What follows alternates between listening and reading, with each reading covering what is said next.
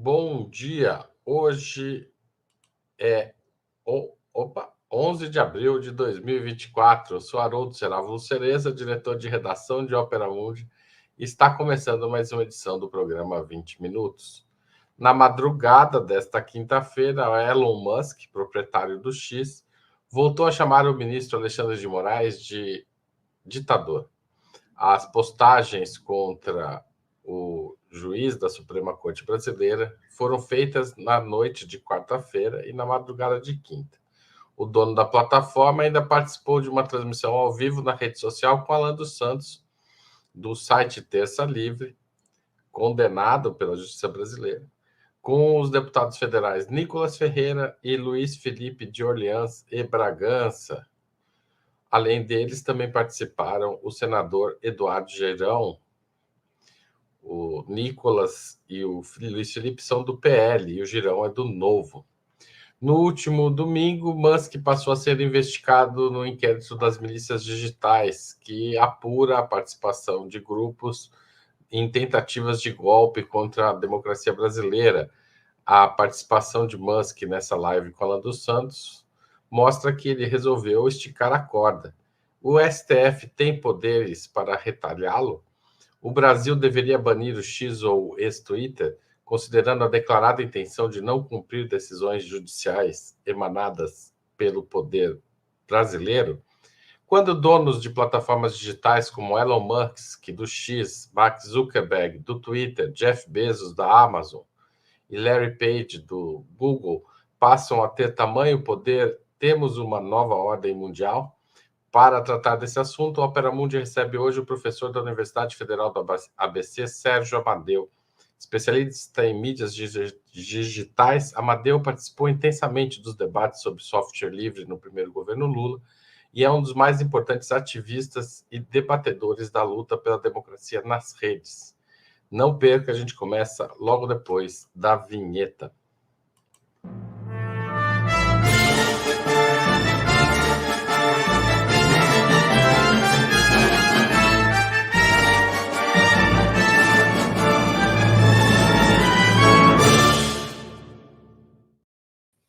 Bom dia, Sérgio. Obrigado por receber a gente aqui. Bom dia. Por participar da gente, ao contrário. Obrigado. Bom dia aí, Haroldo. É um prazer estar aqui com você e com o pessoal do Ópera Mundi. Sérgio, eu vou começar por essa última pergunta. Quando esses donos de plataformas digitais, né, CEOs, presidentes, sei lá que cargo que eles têm, mas são eles que organizam a dinheirama que mantém essas plataformas ativas e altivas, passam a ter tamanho e poder, a gente tem uma nova ordem mundial?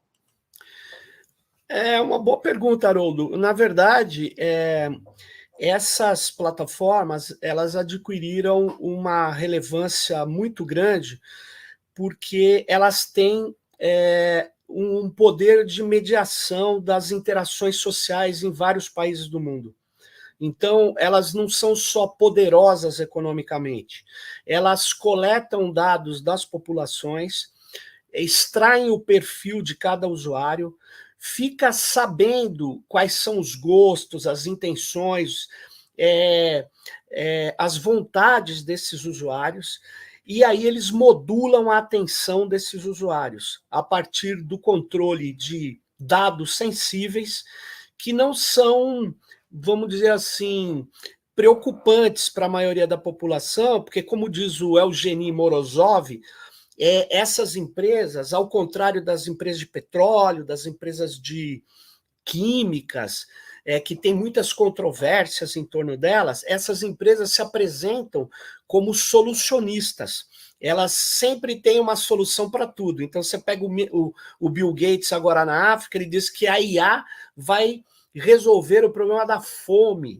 Quer dizer, como se a fome fosse um problema de falta de IA, de inteligência artificial, não fosse um problema da péssima distribuição de riqueza, do controle, né, da renda e de uma distribuição completamente desigual.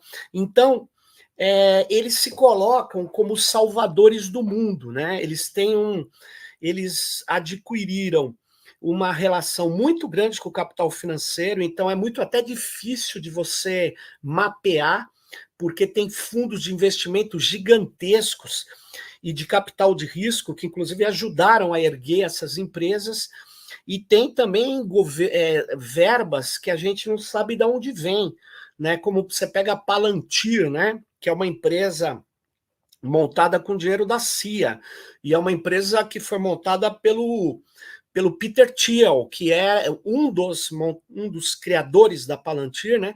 E o Peter Thiel, ele era sócio no PayPal, no comecinho ali, ele criador do PayPal, ele era sócio do Elon Musk, né? Então você tem uma articulação ali que envolve capitais opacos, você não sabe aonde vem, mas envolve também a construção de empresas que se colocaram no marketing como empresas que são extremamente positivas, né? Elas estão aí para ajudar. O termo que eles usam muito é melhorar a sua experiência. Então, eles coletam dados o tempo todo, eles criaram um modelo de dar interfaces gratuitas para que você fique o tempo todo nessas plataformas, eles extraem esses dados e tentam, com o aprendizado de máquina, o que é um dos tipos de inteligência artificial, extrair, na verdade, o que seria possível de extrair do nosso comportamento, as nossas visões, gostos. Aí, nesse universo de muita informação, eles modulam a nossa atenção. Então, eles interferem nas sociedades. Ninguém tem mais dados sobre uma sociedade do que eles. Antigamente eram os governos que tinham muitas. Isso que eu ia falar. Eles têm mais dados que os governos. Tem mais dados que os governos, e agora tem um problema, viu, Haroldo, que é muito grave. Como os dados são o insumo fundamental da economia digital hoje e da própria inteligência artificial, você não constrói um modelo grande como de linguagem que as pessoas conhecem como Chat GPT ou vários outros, como o Gemini do Google. Você não constrói aquilo sem muitos dados que são usados para treinar os modelos que vão te responder como se fosse um humano. Mas, na verdade, eles são sistemas automatizados que manipulam muitas informações ao mesmo tempo, mas é possível fazer isso com alto poder computacional, né? Então, existem... Só para você ter uma ideia, quando você faz uma pergunta complicada para o chat GPT, ele provavelmente vai rodar inúmeros computadores que estão longe de você, estão lá nos Estados Unidos, muitas vezes em mais que um centro de armazenamento de dados, mais de um data center, e vai gastar uma energia absurda, cara. Só para você ter uma ideia, hoje o uso de inteligência artificial, segundo as pesquisas mais recentes, inclusive do relatório de inteligência artificial de Stanford, esse uso ele já ultrapassou o impacto ambiental da aviação civil no mundo. Por quê? Porque ele coleta dados o tempo todo, porque ele acha que cada dia ele vai... Essas plataformas, né, ela coleta dados de todo mundo o tempo todo, elas acham que vão conhecer um pouco melhor você e elas vão controlar o que você vai ver, o que você vai ler. E é assim que eles procedem. Então, esses caras, eles adquiriram um poder comunicacional brutal, eles têm um poder econômico gigantesco, como que mostra, né, as primeiras empresas que ultrapassaram $1 trilhão na Bolsa de Nova York eram empresas desse universo de tecnologias digitais e de dados. Então, você tem essas big techs e elas, curiosamente, elas começaram a interferir na política há um certo tempo, interferir diretamente, porque antes elas se colocavam só como empresa. Neutra, né? Tinha um discurso de neutralidade. Como se fosse possível, mas aí O próprio Julian Assange, que as pessoas devem saber, ainda continua preso na Inglaterra, ilegalmente, inconstitucionalmente, brutalmente preso na Inglaterra. O Julian Assange tem um livro muito legal, que é Quando o Google Encontrou o Wikileaks. E ele mostra que o antigo CEO do Google, ele fez fez uma entrevista e o Assange gravou essa entrevista, por isso que ele relata, porque o cara mente depois, fala que o Assange falou outra coisa, só que o Assange tinha gravado essa entrevista, e ele relata quem era esse cara, quem era o Google, ele vai atrás, né? Porque o Google até então era visto como uma empresa, tudo bem, mas aí ele vai mostrar que o Google é uma empresa crucial para o sistema de segurança. Exatamente esse livro. Para o sistema de segurança americano. E o antigo CEO, que entrevista o Assange, ele queria ocupar um assento no Conselho de Segurança dos Estados Unidos. E depois ocuparam. Eles ocuparam. Essas empresas estão intimamente ligadas com a defesa dos Estados Unidos, com os interesses geoestratégicos norte-americanos. Então, você tem um conjunto de empresários que, para fugir da regulação das comunicações, eles se diziam empresários de tecnologia. Só que são tecnologias de comunicação, num primeiro momento, que as pessoas usam o tempo todo. Então, eles passaram a ser o mediador. Aí você fala, não, mas eles não criam conteúdos. Quer dizer, eles passaram a criar recentemente, fortemente, mas eles fazem uma coisa muito complicada. Eles controlam o nosso olhar, eles controlam a frequência de coisas que a gente vai ver nas redes sociais. Eles têm sistemas algorítmicos que, quando você, Haroldo, entra no seu, sei lá, Facebook, Instagram, o que você vai ver é uma coisa que é feita para você ver. E eu vou ver outra coisa. Então, eles disputam a atenção e orientam o nosso olhar, a condução do que a gente vê. E eles fazem isso de modo invisível, imperceptível. Né? Isso é muito perigoso. É diferente da Rede Globo. A Rede Globo, que tenta manipular em vários momentos da história, manipulou mesmo, fez desinformação abertamente, mas você vê lá o William Bonner falando. Ou deixando de falar, né? Quando, no caso, eles fazem a omissão, né? Mas você ouve, você vê. Os sistemas algorítmicos você não vê. Ô, Sérgio, ia te fazer essa pergunta, inclusive, mais para frente da conversa, mas você antecipou um tema. Tá. Antigamente, os Estados Nacionais eram uma espécie de porta-voz dessa grande burguesia, né? Com 2 Bs maiúsculos. No caso do Elon Musk, não poderia estar. Acho que é difícil a gente ter certeza do que está acontecendo, mas não poderia estar ocorrendo o contrário, o Elon Musk ser o porta-voz do governo americano nesta crise? Não, o do governo eu não sei, mas o Elon Musk é porta-voz junto com o Larry Ellison, junto com o Peter Thiel. Ele é porta-voz de uma parte da classe dominante norte-americana, que é a classe dominante importantíssima no planeta, da burguesia, dos dominantes, né, dos capitais financeiros e tecnológicos do planeta. Esses caras, eles guinaram para a extrema-direita. Eles eram neoliberais, mas eles romperam já há algum tempo com a democracia. A democracia atrapalha a visão deles. E esses caras, eles são mais do que porta-vozes, eles são a classe dominante. Eles interferem na condução da política, mas eles são mais sutis. O que o Musk está fazendo, o Elon Musk está fazendo agora, é muito curioso, sabe por quê? Porque ele está tentando. Esse cara aí é o CEO da Oracle, é o Larry Ellison, esse que está aparecendo na imagem. Mas o Elon Musk, ele está tentando de uma maneira muito absurda, muito agressiva, se colocar como uma liderança da extrema-direita no Vale do Silício. Ele mudou. Ele fazia uns tweets, mas ele está dando... Na verdade, é assim, né? Ele está se posicionando não só como uma liderança econômica, né? mas também como uma liderança política. O Peter Thiel era um pouco a liderança política, ele deu uma afastada.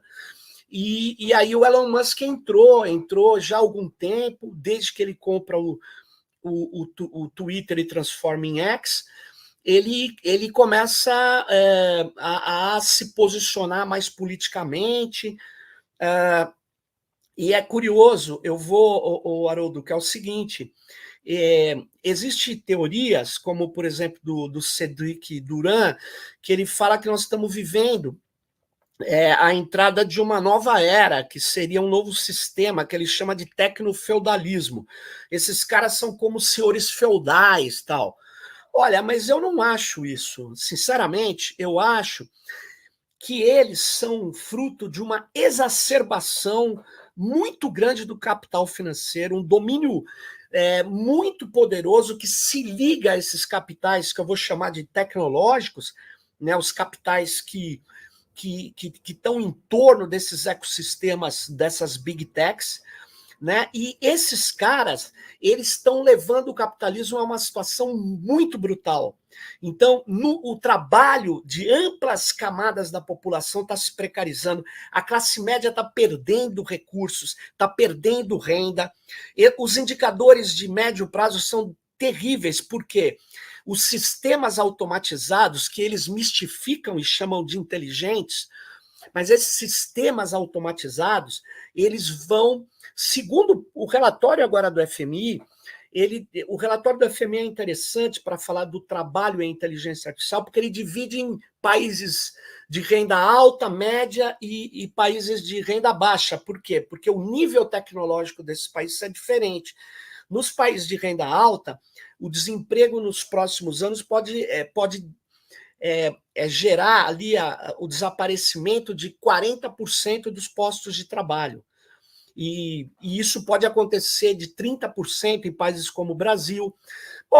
Na verdade, não sei se vai desaparecer, mas vai precarizar. O que está acontecendo é que, pega no caso do jornalismo, nunca uma inteligência artificial, um robô, vai fazer reportagem. O velho e bom jornalismo não tem como ser substituído. Você tem que ir a campo, confirmar, etc., fazer a apuração dos fatos, fazer entrevistas, visitar as pessoas, olhar, observar o que aconteceu. Agora, e esse negócio de ficar copiando o release, que você tinha 10, 20 caras, não, agora você substitui por uma inteligência generativa com um corretor, ali um tutor, ali um carinha. Então, você vê, você matou 10 postos de trabalho. Esses caras vão fazer o quê? Dirigir Uber, vão entregar pizza, vão fazer ficar fazendo tagueamento de imagens para inteligência artificial, para você treinar mais rapidamente os modelos. Ao fazer isso, eles vão ganhar muito menos do que eles ganhavam. Então, está caindo o dinheiro, está caindo a renda, e aí esses caras sabem disso. Então, o que eles estão apostando? Eles estão apostando que eles precisam destruir a democracia, porque a democracia, eu vou até ler um trecho de um filósofo, Haroldo, é muito rápido, tem um filósofo, eu aconselho que, não tem em português esse texto, mas aconselho que todos os críticos, para entender o que está acontecendo, leiam esse texto. É o iluminismo da Dark, ou das trevas em português, se chama Dark Enlightenment em inglês, né? Que é iluminismo dark, né? E o filósofo que o escreveu, o Nick Land, que é da extrema-direita, ele está meio desaparecido agora, mas ele começa o texto enaltecendo o Peter Thiel, porque em 2009 o Peter Thiel falou num evento da Cato, olha, a liberdade não convive mais com a democracia, não é mais possível conviver. E aí, o que o Nick Land explica? É esse o trecho que eu vou ler. A democracia não é apenas ou mesmo um sistema, mas sim um vetor com uma direção inequívoca. A democracia e a democracia progressista são sinônimos e indistinguíveis da expansão do Estado. Embora governos de extrema-direita tenham, em raras ocasiões, interrompido momentaneamente esse processo, a sua reversão ultrapassa as possibilidades da democracia. Para bom entendedor, O que ele está querendo dizer? Olha, nós temos que romper com a democracia. Não tem mais condição. É claro que eles participam de eleição, é claro que eles tentam eleger o Trump, mas eles têm o Bolsonaro no Brasil, mas, na verdade, é uma preparação para o golpe.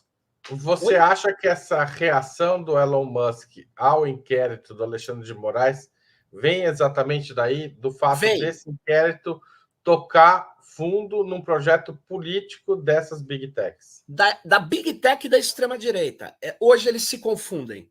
É isso que eu quero chamar a atenção. Eu, ao contrário de alguns que falam que as Big Techs estão se tornando os feudos, eu digo, não, elas estão ligadas às classes dominantes, ao capital financeiro, e os estados, como antes, só que dessa vez muito mais, estão a serviço das Big Techs. Entende? O aparato estatal estão a serviço do grande capital. Isso não é novidade.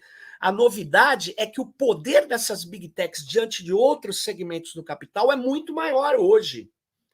E aí, eu queria falar disso. É assim, a concepção de liberdade deles, Haroldo, é a concepção de liberdade da extrema-direita. Né? Não tem nada a ver com liberdade democrática. A liberdade que a gente defende é a liberdade que nós, você, Haroldo, eu, Sérgio, quem nos ouve, a minha irmã, todos nós temos que ter a mesma liberdade. A liberdade deles não. A liberdade deles é o seguinte, é a liberdade do poder que tem o mais forte. O mais forte, se ele é bilionário, se ele tem armas, ele pode fazer o que a força dele lhe permitir. E isso não é liberdade democrática, porque eu não posso, por ser capaz de espancar uma criancinha, eu não posso espancar uma criancinha, eu não posso usar minha força bruta. Aí você fala, então você não é livre? Aí a extrema-direita nada de braçada. Ela fala, então, você não é livre para fazer o que quer. Mas quem te disse que a democracia é baseada em você colocar em operação a sua capacidade de violência, seja física ou verbal? Não é. A democracia é um sistema de organização baseado em direitos iguais. E eles não toleram mais isso. É o trecho que eu li. Não dá mais para aceitar, né, o Estado protegendo negros, mulheres, tal. Não dá mais para aceitar. Nós temos que na verdade, aplicar o poder que a gente tem. Essa é a concepção de liberdade do Elon Musk. E ela é executada pelo parlamento americano no caso do TikTok. Olha que curioso. Olha só, os caras vão roubar uma empresa dos chineses com apoio do Elon Musk. É um picareta. Eu não vi ele falando, a liberdade está em risco nos Estados Unidos porque vão tomar o TikTok de uma empresa chinesa. E porque você viu a decisão. Se o TikTok não vender, eles vão bloquear o TikTok. E eu não vi o Elon Musk preocupado com a liberdade de expressão, porque ele não tem. Mas os chineses, pela cara de todos os CEOs que a gente pôs aqui na tela, não tem nenhum chinês, né, Sérgio Amadeu? É um projeto... Não, tem alguns chineses que trabalham para os norte-americanos. Sim, mas... Mas eu quero dizer que a liberdade de expressão está localizada num certo lugar, numa certa posição da vida social americana, inclusive, se as mulheres que estiverem assistindo, de gênero também, porque a vice-presidente da Huawei foi presa, né? Foi. Eles não admitem... Esses caras, Haroldo, eles têm uma arrogância, eles financiam um projeto que chama Singularidade, que é de superação do hardware humano, é uma nova eugenia. Eles dizem, inclusive tem outros processos que eles estão incentivando a ter filhos só entre os grandes caras, que segundo eles é uma melhoria eles não falam raça, eles tomam cuidado, mas na verdade é isso, uma melhoria da humanidade para ter uma humanidade gerencial, porque a maior parte da humanidade, para esses caras, é imprestável. Então, você tem que ter o cuidado com esses futuros gerentes desses grandes negócios. E eles têm, junto com isso, a ideia de superar o hardware humano hoje, ampliar a capacidade cognitiva. E o texto do Nick Land fala: esse negócio de racismo é bobagem, nós temos que apostar na tecnologia para fazer uma diferença gigantesca, que nem entre o humano e o homem de Neandertal. Ou seja, esses caras são eugenia, é uma nova eugenia. E esse sul-africano, porque as pessoas talvez não saibam, o Elon Musk é um sul-africano, nascido em berço esplêndido, ao som do mar e a luz do céu profundo, é filho de cara que tinha mina de diamante, que apoiou o apartheid na África do Sul, caras que têm uma história de violência. Então, o Elon Musk, ele não tem nada de defesa de uma liberdade que a gente está dizendo que quer, que é uma liberdade baseada em direitos, que é uma liberdade de você, eu, todo mundo poder falar. Porque na rede dele, ele age despoticamente. No atual X, o antigo Twitter. Por quê? Você deve ter notado. Logo que ele comprou, ele tirou o Twitter da Bolsa de Valores. Por quê? Porque ele não deve obrigação ao conselho de acionistas. Ele comanda essa rede como um brinquedinho dele. E, na verdade, a rede piorou muito. E muita gente fez o quê? Muita gente saiu. O Twitter não está crescendo. O Twitter não está avançando como avança o Instagram em alguns países, como avança o TikTok. Ele está diminuindo. E talvez, Haroldo, ele já decidiu transformar o Twitter na sua plataforma de ação política, coisa que os outros fazem com sutileza. Né? Não que os outros não tenham... veja... tem até o Julian Assange, até mostra no livro que eu me reportei, né, quando o Google encontrou o Wikileaks, ele mostra que tem dúvidas de capitais que montaram o Google ligados à CIA também, né? Não é tão direto e assumido como o Palantir, né? Que a Palantir é uma empresa montada com o dinheiro da CIA. E, curiosamente, Haroldo, ela trabalha no sistema de saúde inglês, né? Ela trabalhou, inclusive, para combater o vírus da Covid em vários países. E ela está aí, né? Talvez ela até esteja em operação no Brasil, a gente não sabe, assim, não pesquisou. Mas, cara, e é curioso, né? Porque o Elon Musk, ao assumir a postura que ele está assumindo, você não vai ver nenhuma empresa, nenhum empresário ser tão baixo, tão ligado a um grupo desqualificado como é o do Bolsonaro. Ao contrário, várias empresas querem se distanciar do Bolsonaro, por mais que apoie por baixo dos panos. Por quê? Porque o Bolsonaro é um cara que defende o golpe militar, que defende o fim das liberdades democráticas, e ele vem dizer de liberdade. Então, entenda que liberdade ele defende, né? É a liberdade do poder, do mais forte. Ou seja, a liberdade se confunde com aplicação de violência. No movimento do livro independente, existe um conceito muito forte que circula, que está associado também ao movimento feminista, movimento negro, a vários movimentos com os quais esses editores estão envolvidos, editores do mundo inteiro, África do Sul, Índia, Austrália, enfim, que é a ideia de igualdade de expressão, né? Ou seja, para se contrapor a essa ideia de liberdade de expressão dos mais fortes, criar a força, lutar com a mesma força pela igualdade de expressão. O que você acha disso? É uma ideia forte essa? Não, se você entende igualdade como igualdade de condições de expressão, é fundamental. Porque igualdade de expressão pode dar a ideia de uniformidade, coisa que a gente não defende, a gente defende a diversidade. Eu acho assim, eu tenho um livro que eu publiquei, ele é só e-book pela Edições Sesc São Paulo, chama Democracia e os Códigos Invisíveis. Eu já apontava, Haroldo, que um dos problemas desses sistemas algorítmicos é alterar as condições que devem ser muito similares para a democracia, para haver a disputa democrática de ideias. Porque se houver um grande desequilíbrio, não há democracia. Exatamente aí. Olha, ó, como os algoritmos estão modulando comportamentos e escolhas políticas.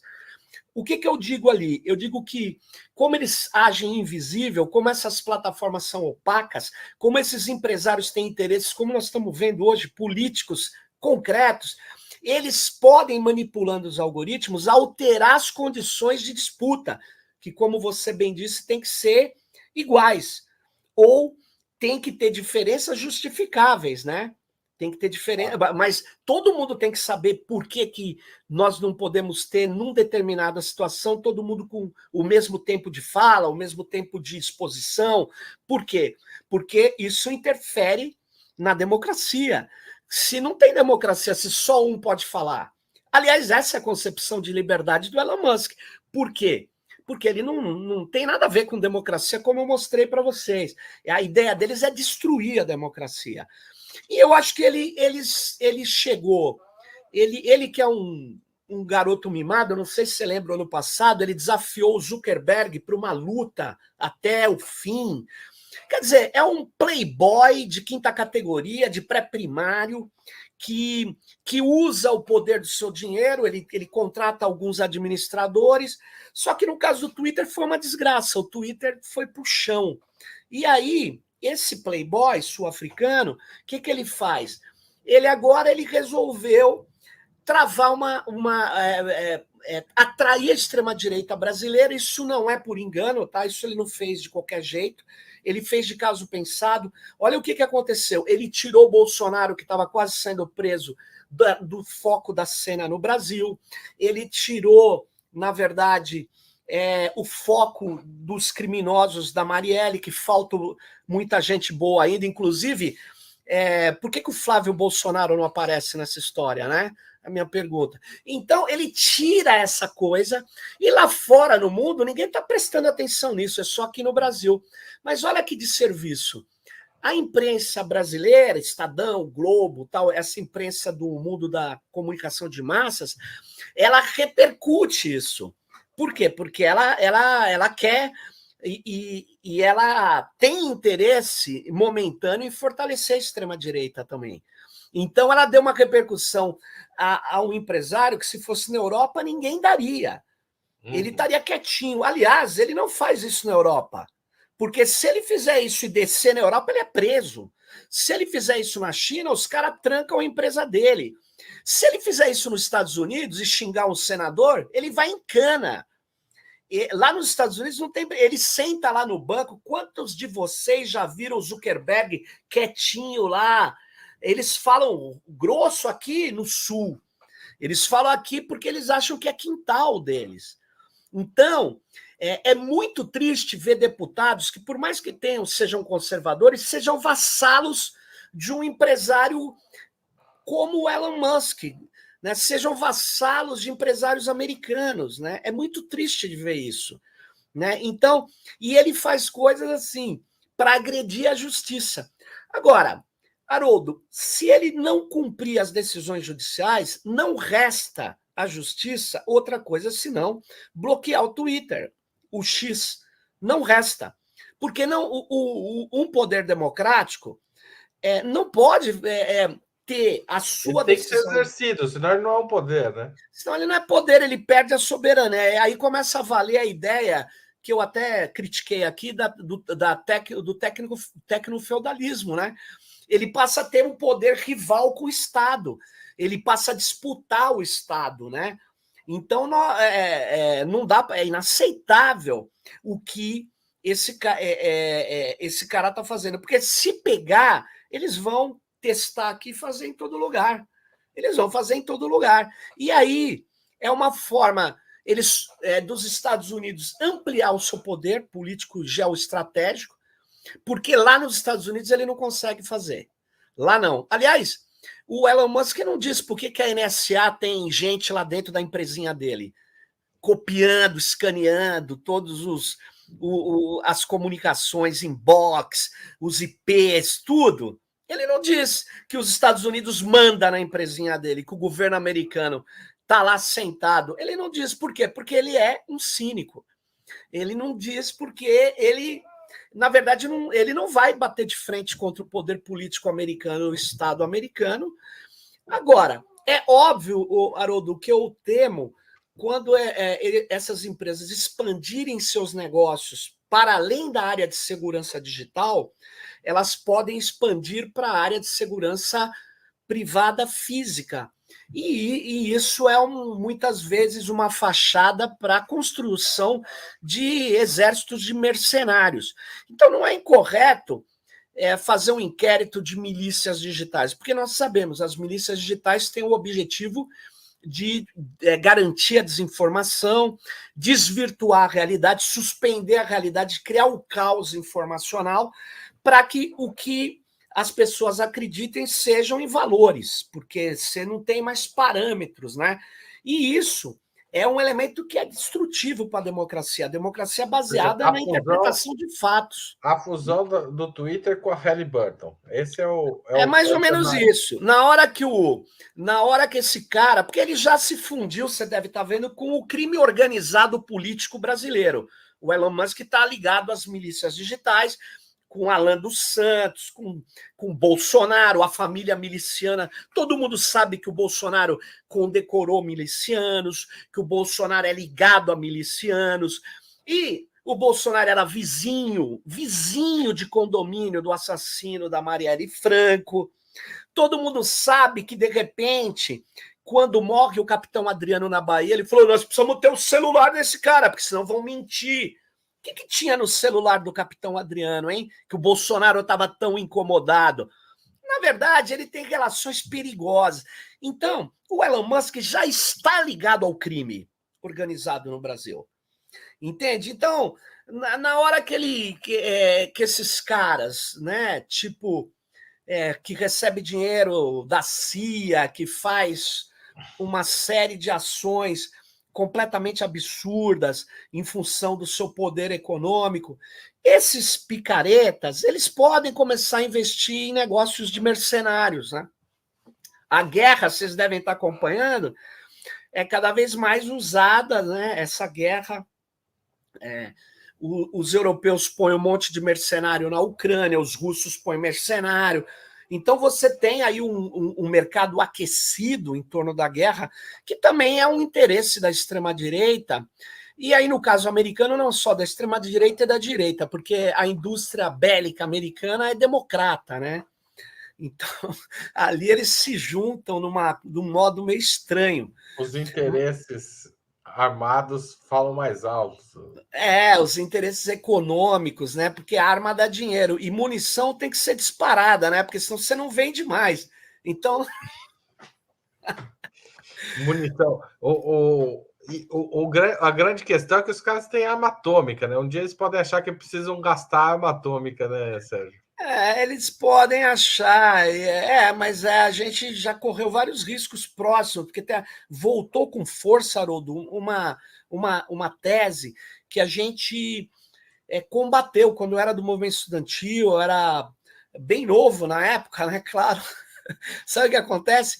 A gente defendia a paz mundial contra a teoria da guerra nuclear localizada. A gente dizia, na hora que solta a primeira bomba, você não sabe onde vai parar os disparos, né?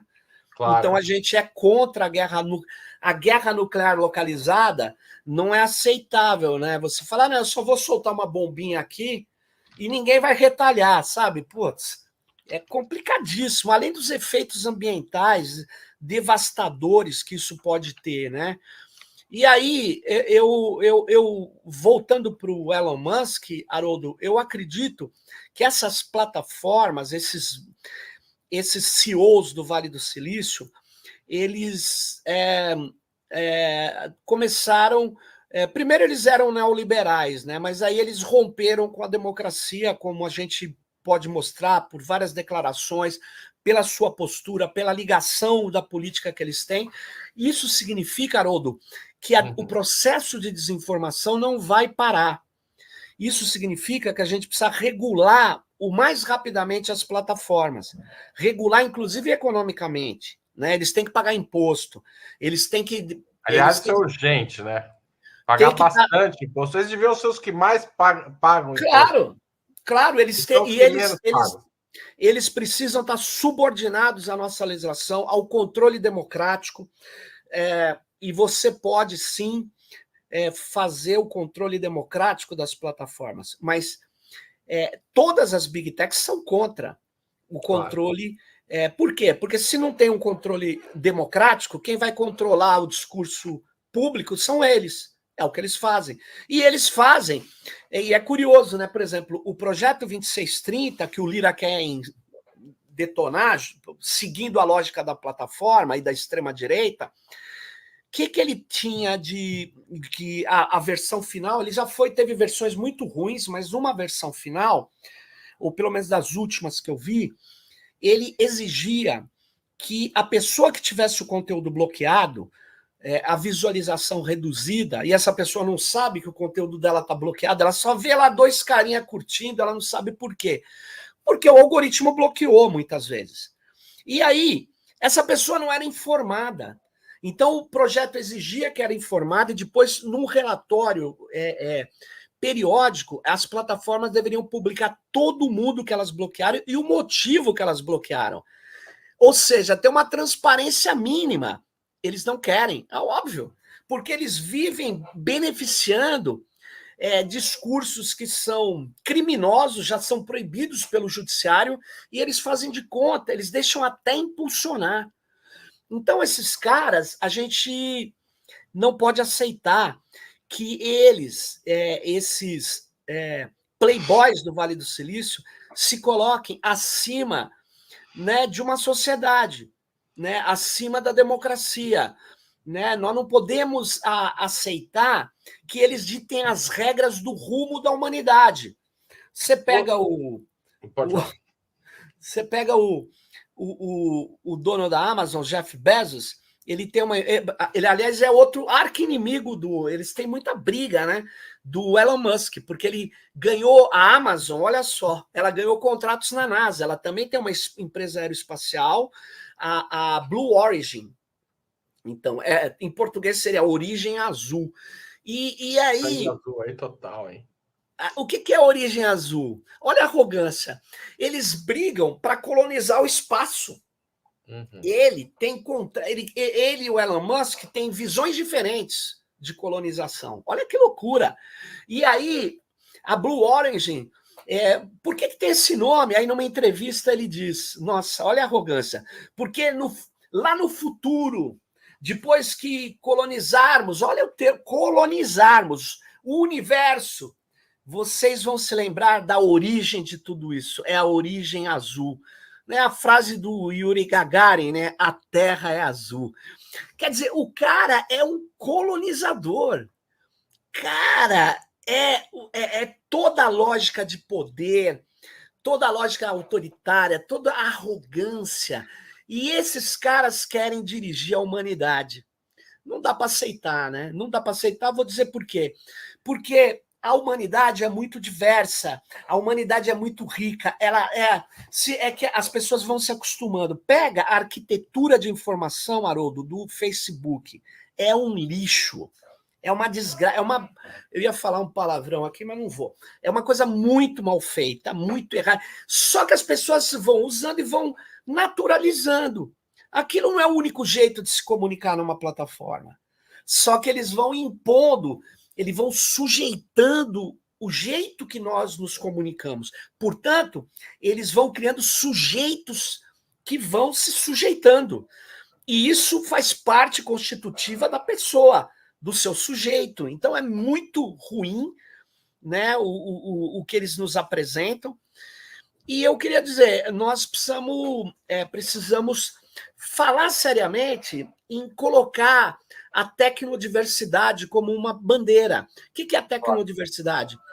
A população, ela, as várias culturas, as várias cosmovisões, elas podem criar seus ambientes e os seus dispositivos sociotécnicos. Então, a tecnodiversidade é para superar essa ideologia californiana, esses dispositivos californianos. Né? Nós temos condição de criar essa coisa maravilhosa que são as culturas humanas, as várias diferenças que existem entre povos, algumas que são, quando você vai viajar, que você vê a riqueza, né, de expressões da humanidade, que esses caras querem homogeneizar, querem asfaltar tudo, tornar tudo plano. Então, não vamos dar guarida para esse tipo de visão autoritária, essa visão absurda de que a humanidade é a Califórnia e esse bando de macho alfa branco que não dá nem para aceitar como eles estão agora interferindo numa democracia e a imprensa fazendo um papel nefasto de dar bola para esses picaretas. Sérgio, a gente precisa... É isso aí. Uma última pergunta. Alexandre de Moraes é a pessoa certa para enfrentar o Elon Musk? Quem devia estar comprando essa briga também? Não, eu não acho que o Alexandre de Moraes ou qualquer autoridade brasileira deva, sinceramente, Haroldo, responder a um playboy desses, a um cara da extrema-direita.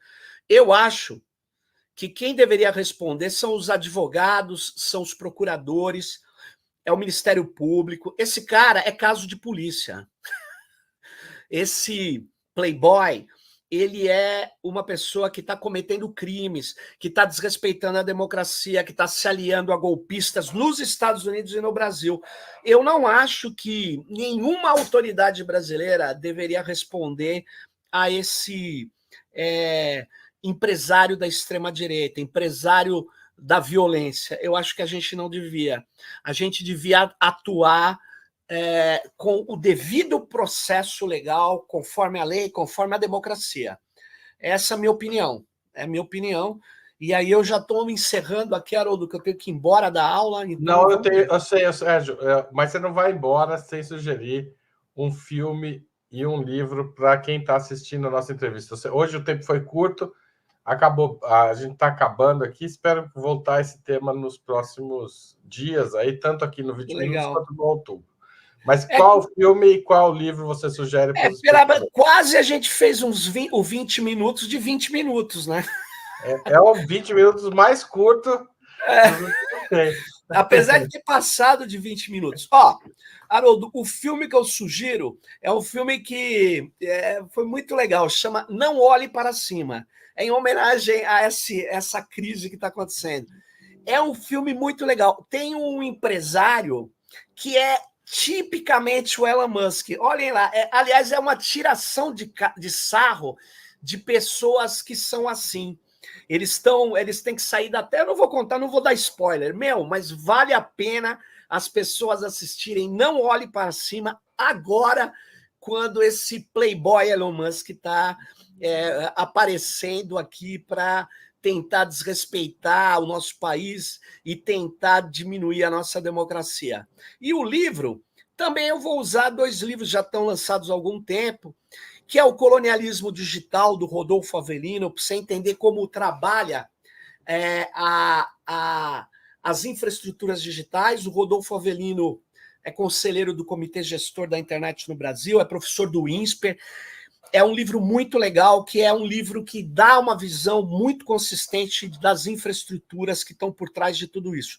E o outro, é o que você tinha mostrado, é o Colonialismo Digital por uma crítica hacker fanoniana, que é do Davidson Faustino e Walter Lippold, que é da Boitempo. É muito legal esse livro também, e é um livro que tenta mostrar, né, a partir da perspectiva contra o racismo, contra a opressão de classe, como que essas big techs e essas tecnologias digitais estão servindo a uma neocolonialidade. Ou, ele não usa o termo colonialidade, desculpa, é um neocolonialismo. Eu que uso colonialidade. É isso aí, gente. Obrigado. Eu vou pôr a capa do Rodolfo. Sérgio, muito obrigado. Boa aula aí para você. Valeu. Espero que a gente converse mais vezes. Valeu. Põe mais um pouquinho do Rodolfo, que ficou muito pouco. O pessoal não viu direito ainda. Tchau, Sérgio. Até mais. Tchau, até. Bom, gente, eu queria agradecer a todo mundo que assistiu, compartilhou, espalhou essa live nesse momento tão importante e queria fazer um convite. O Breno Altman, no dia 27 de abril, vai fazer vai participar de um encontro presencial, uma nova programação de Opera Mundi. Se chama Café com História. E essa programação é exclusiva para apoiadores e membros pagantes do nosso canal no YouTube e do nosso site. Então, se você ainda não é assinante, se você ainda não é apoiador de Opera Mundi, torne-se um apoiador agora, né? A assinatura é solidária, ou se torne membro pagante. E se inscreva. Quem é apoiador já recebeu o e-mail com o formulário. O formulário também está na seção comunidade do YouTube para quem é membro pagante, tá certo? Valeu, muito obrigado e até mais. Tchau, tchau.